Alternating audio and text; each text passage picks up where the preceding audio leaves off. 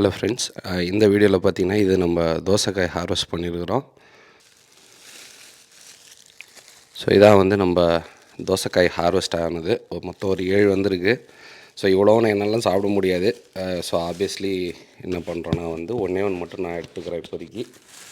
ஏன்னா எப்படி நம்ம தோட்டம் தான், அதனால் திரும்ப எனக்கு காய்க்கும். அதனால் நான் ஒன்றே ஒன்று மட்டும் நான் எடுத்துக்கிட்டு, ஸோ இந்த ஆறும் வந்து ஒரு 3 வீடு இருக்குது. ஸோ ஆளுக்கு 2 ஃப்ரெண்ட்ஸுக்கு ஷேர் பண்ண போகிறேன். அண்ட் ஆல்சோ அதில் ஒரு ஃப்ரெண்டு வீட்டில் நீட்டு சுரக்காய் காய்ச்சி இருக்குது, வந்து வீடியோ எடுக்கிறீங்களான்னு கேட்டாங்க. சரி இதோ ஓடி வரேன்னு சொல்லிட்டு கிளம்புறேங்க. So let's go. இதை ஃப்ரெண்ட்ஸுக்கு கொடுத்துட்டு அப்படியே நம்ம சுரக்காய் வீடியோவும் கட்டிங் வீடியோவும் பார்த்துட்டு வந்துடலாம். ஓகே.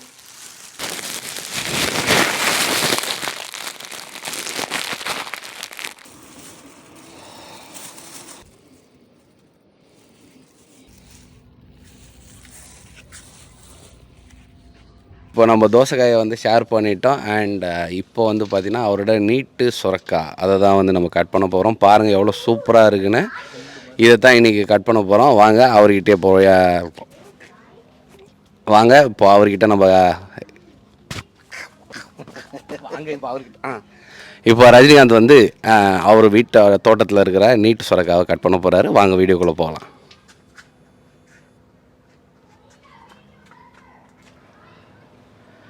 இன்றைக்கி இந்த நீட்டு சுரக்காவை தான் கட் பண்ண போகிறோம். நீட்டு சுரக்காவை கட் பண்ணுறதுக்கு முன்னாடி இன்றைக்கி பாவக்காவும் காய்ச்சிருக்கு, அதை கட் பண்ணலாம் வாங்க.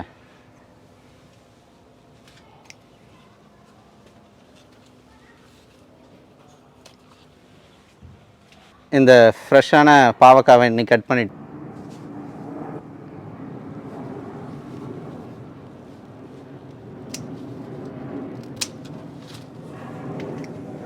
பாருங்கள், நீட்டு சுரக்காவை இன்னைக்கு கட் பண்ணிட்டோம்.